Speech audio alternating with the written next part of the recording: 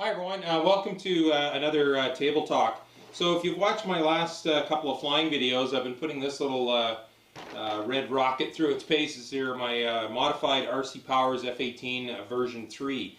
So just quickly on the background, after seeing how great my F35 version 5 has been flying with a 3-inch or a 5-inch 3-blade quad prop, I decided that maybe I would experiment and modify and build an airplane sort of from the ground up to be equipped with a 5-inch 3-blade quad prop. So I was also feeling a bit nostalgic, and I decided to build the F18 version 3 because it's a quick build. It's low parts count. I've built, I think this is number 6. I've built lots of them before, and it's just a great flying plane. And of course, I have a very soft spot in my heart for the F18. I guess you sort of got big Hornet and mini me Hornet here with my FRC Foamies F18 Hornet in the back there.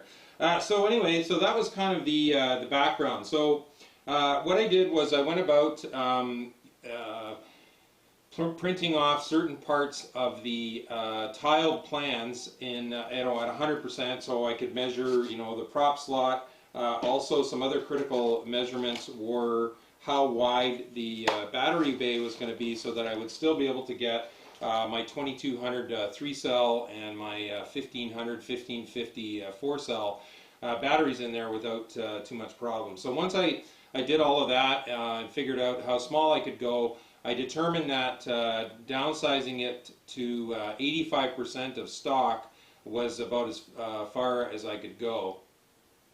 So that's where I printed the plans off at 85%, and I actually also downsized the elevons, and I apologize for not being able to remember. I downsized the elevons even more, and I apologize for not being able to remember, and I didn't post it on the RC Powers thread at what percentage I printed those off, but we'll talk a little bit more about how much I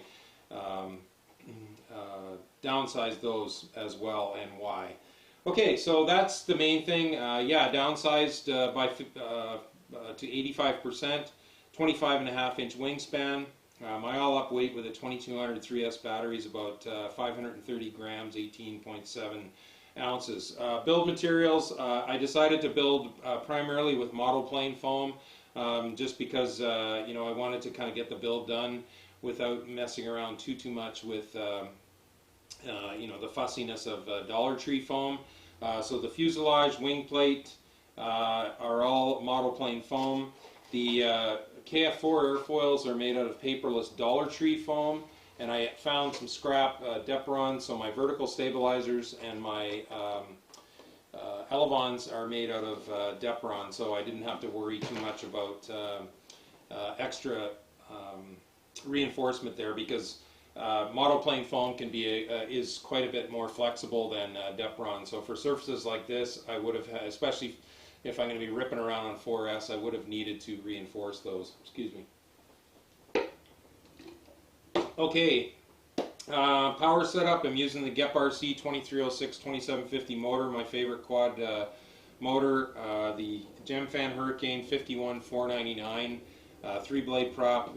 My favorite all-purpose for both 3 and 4S all-purpose prop, using the Hobby Wing Platinum Pro 40 amp speed controller, custom settings 26.5 or 26.25 degrees timing, 8 kilohertz pulse width modulation frequency. For servos, my standard setup, I'm using RC Timer 9-gram nylon gear servos for my elevons, and 5-gram RC Timer 5-gram nylon gear servos for the ailerons and rudders to keep it light.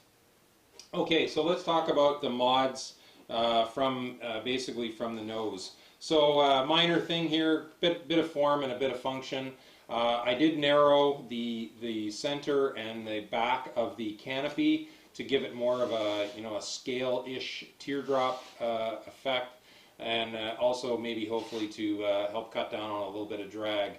When I finished the plane, I actually went to the trouble. I actually filled the cracks with filler. Let me just grab So this is the stuff here that I use. It's called DAP Fast and Final. It's a super lightweight drywall spackle, you know, and I let that dry, set up overnight, and then sand it, and it adds very little weight, but it just really makes the airplane nice and sleek. Okay, I did, as I pointed out in my last flight video, hopefully you can see it here just at the end of my finger, I did end up cutting some vent holes, and I should have done that during the build, but anyway, it doesn't matter. It's made a huge improvement in the airflow now going through the battery bay. All I did was I printed off a sheet from one of the version 5 plans that has this kind of unique little air vent that they use on the RC Powers V5s, and it's working like a charm. So that worked out really well, and it doesn't, you know, because it's underneath the wing there, it doesn't look like I've got a big gaping hole in my plane. I did extend the KF. I'm using KF4 airfoils. I think the original plans are for KF2, but anyway, I made my own KF4 airfoils and extended the top airfoil only out all the way along the lurks. I just find that, you know, for all my planes, I just find that that gives me much more smoothness and stability, you know, when I'm flying around. It does, unfortunately, though, I find affect inverted performance. I find that having this sort of KF now on the bottom, I do find that it tends to pull the nose down a little bit, but I don't tend to fly around inverted too much. I do have a video. I'll have it linked down below. I actually used a mock-up of an F18 version 5 wing, but I do have a video showing step-by-step how I calculate my KF airfoils. I have 40% of wing chord at the root up against the fuselage here and out at the tip. I find that that's the perfect number for me for F-18s anyway. The stock ones were, I think, about 4 or 5 millimeters deeper, and I find that sometimes if you get the KFs too deep, that it can affect the how the plane rotates, and also how it sometimes it can throw temper tantrums when you're up in a turn. So. Okay, so I moved, lots going on here in the prop slot. I moved the motor mount forward by 30 millimeters, and also the leading edge of the prop slot ahead by 40 millimeters. Because I knew I was going to be using you know, one of these shorter quad racing motors, since the plans were designed to use a 2212 size motor, and this is half that height. It pays to cut, to trim, to move the prop slot, leading edge of the prop slot forward, so your prop's got lots of breathing room.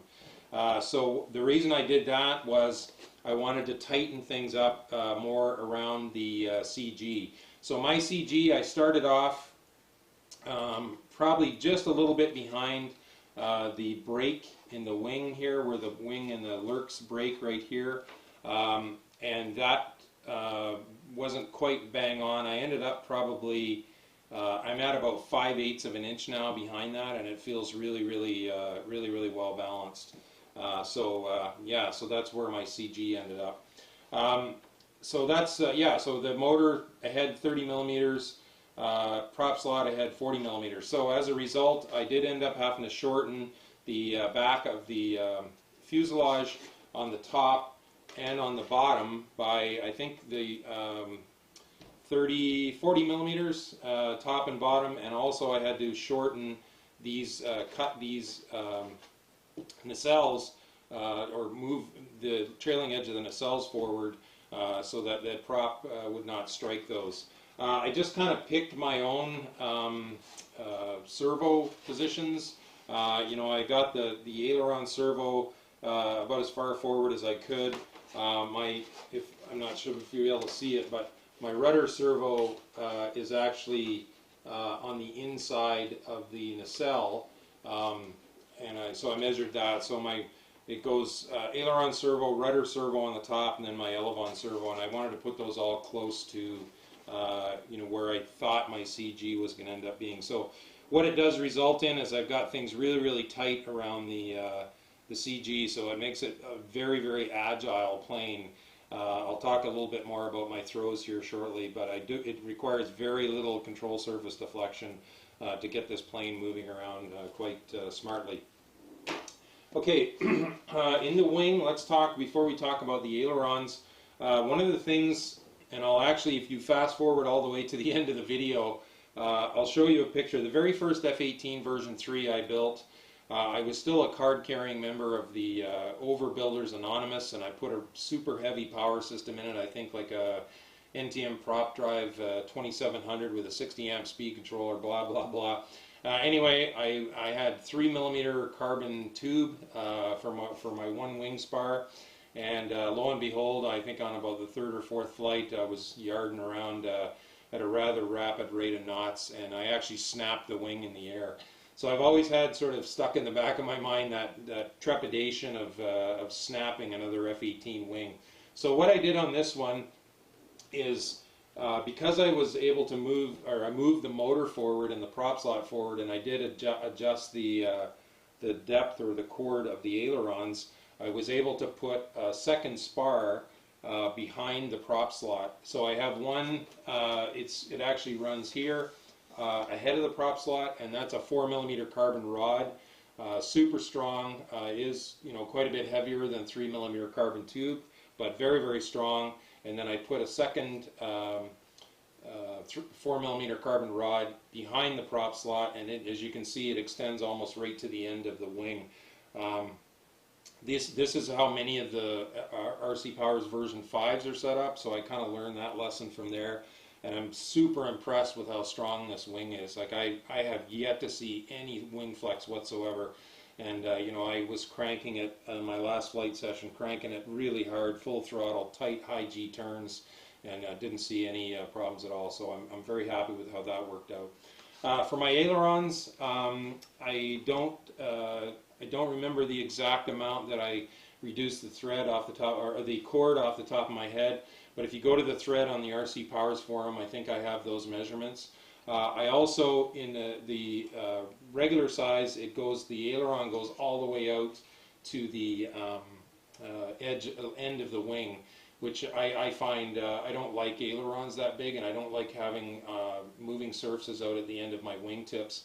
I find it brings on, in my experience and for my flying style and my flying skill, I find that tends to bring on wing tip stall a lot more quickly. So my aileron is about 60% of the trailing edge of the wing, and it's considerably shorter in chord, but still very, very effective. Okay, I didn't, on the back of the prop slot, really all I did was I drew a line straight across. Normally it's a bit more of a horseshoe shaped, I guess, or curved shape, just to make sure that things were opened up really nicely there. So the prop has plenty of room to breathe and throw off the thrust. On the rudders, I kept the chord, or the depth of the rudders, the same, but on the plans, the bottom of them, it comes down and then it angles down, or angles back, so sort of at an angle like this at the bottom. So all I did was I just kept the hinge going down straight, and I think that my bottom piece here is think about 3/8 of an inch. So I actually probably have a bit more rudder surface than stock, whereas with the ailerons and the elevons, I downsized those quite a bit. So what I did with the elevons was, I printed off like a 3. I don't know if I still have that. Oh, here we go. Yeah, should have had this handy. But I printed this off just off of Wikipedia, and this is the Super Hornet, and I'll have a link to that. I just printed this off, and then what I do is I wanted my ailerons or my elevons to be more of a scale-ish width, because I knew I wasn't going to need a whole lot of control surface, and I liked the look, and also I wanted to decrease the width there just to also reduce drag. So what I normally do is I always use the wingspan as reference, because if I know what my wingspan is going to be, so I measured here, measured there, came up with a ratio. So if I knew that my wingspan was going to be 25.5 inches, my elevon span, if you will, from tip to tip would need to be a number. And I think what I ended up doing was I reduced it by, maybe I needed to reduce it by an inch, maybe 3/4 of an inch to get it that way. So what I ended up doing was I ended up having to, in order to make sure that I had enough hinge here, and what I also did was, you know, normally this is what your elevon would look like on the plans, with this being moving, and I like to make this fixed as a horizontal stabilizer. So what I ended up having to do was I just had to modify, you know, draw. I think I moved this part of the elevon here in maybe about 1/4 of an inch, so that I would have a long enough hinge line to go along the back of the airplane. I wouldn't end up with a great big, you know, gap there in the middle. So that's kind of what I did there. I also normally on the back of the side of the nacelle here, there's normally always there's a big fin that sort of sticks out in the back here. I've never had that on any of my F-18s. I guess it's just a personal thing. I really don't like the look of it, so I just cut that off. Yeah, so there we go. Well, okay, so let's talk briefly about kind of pros and cons. What did I lose? What did I gain? I will say that I did, you know, probably the biggest con is by tightening things up so much again around the CG, is I did lose, I don't know, I would probably say about 10% of the, you know, the low end of the throttle range. Like normally, you know, the one beautiful thing about the stock F-18, which was for me a very instrumental airplane in my development as a park jet pilot, you know, after I snapped the wing on the first one, it really made me get serious about building my planes light, setting them up light, and you know, and then I was really able to start working on my skills and confidence. So I did lose some of the slow speed and high alpha capability. I did a little bit of flying around slow, whereas with the stock, bigger stock F-18 with the motor in the right, you know, in the stock position, you know, I could probably comfortably fly down to 30-35% throttle, and, you know, do high alpha quite easily at about 40% throttle. I probably could do, if I really pushed it hard enough, I could probably get this to do high alpha without too much problem. But yeah, so there's a con there. If, you know, if that's something that's important to you with the F-18, then I wouldn't mess around with the motor position. Just leave it where it is, so that you end up with that longer moment of inertia, if you want, to help that. But that's, quite honestly, that's the only con. You know, for me, it's not really a con, because I don't tend to fly. I don't tend to fly around very slow, but that's just me, right? So anyway, so if you're considering playing around with any of these, just be aware of that. So okay, so pros. You know, I still have the great you know, stability, self-righting stability that the F-18 has always been. F-18 version 3 has always been known for, and why it was nicknamed the smart plane. You know, it has great self-balancing. Obviously, with the shorter wingspan, it's the smallest F-18 version 3 I've ever built.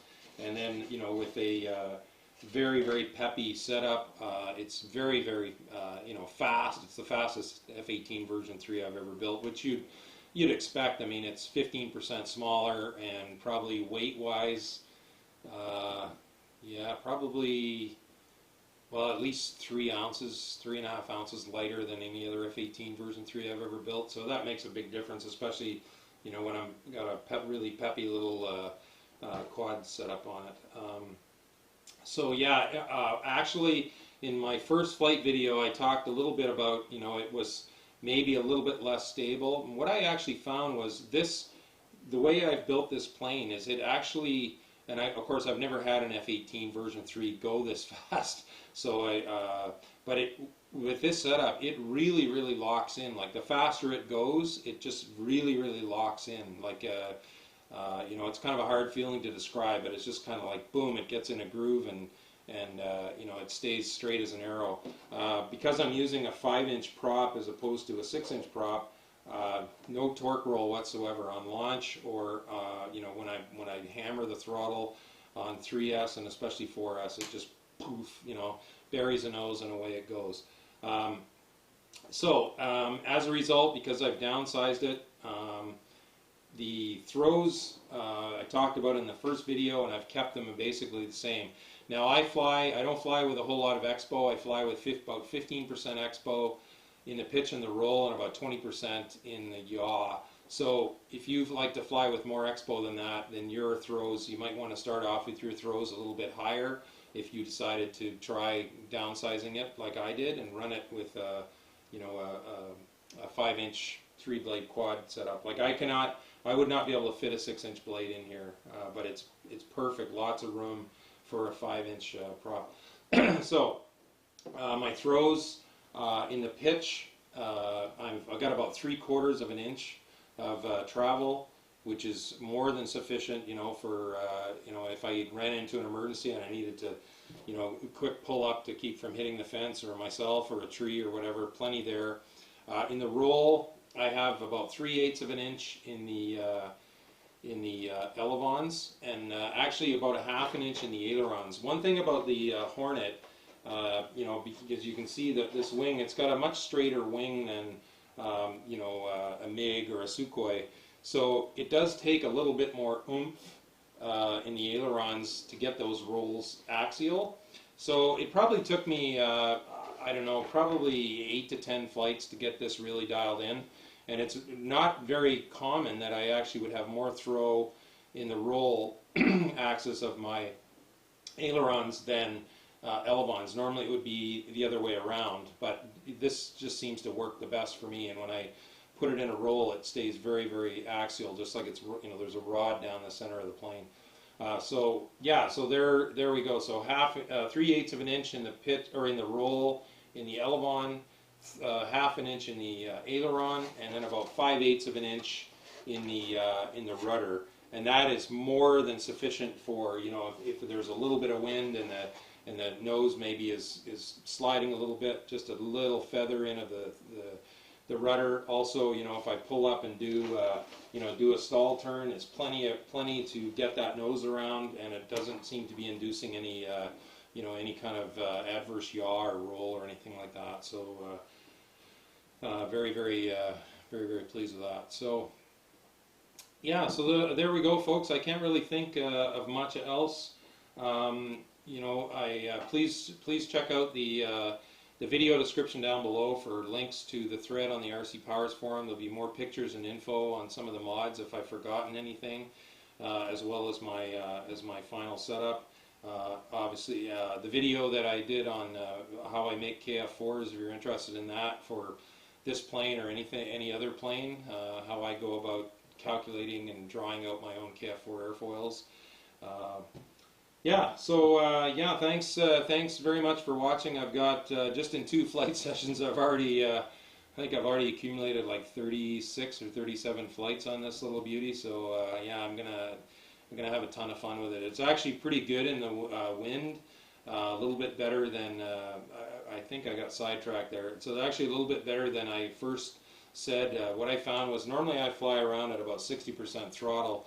And what I was noticing is in, you know, 5 to 10 mile an hour wind, it was getting a little bit hinky on me there, and just about a little bit more throttle, maybe up to around 65%, and it seemed to really smooth it out and make it far more stable in the wind. So I'm actually very, very impressed with how this handles, you know, a 5 to 10 mile an hour wind. So anyway, enough jabbering.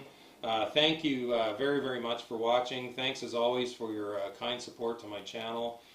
It's humbly appreciated, believe me, and it keeps me motivated to keep doing projects like this and sharing my lessons learned, good, bad, or indifferent. So blue skies, calm winds to everyone, park jet noise, the other sound of freedom, baby. Take care.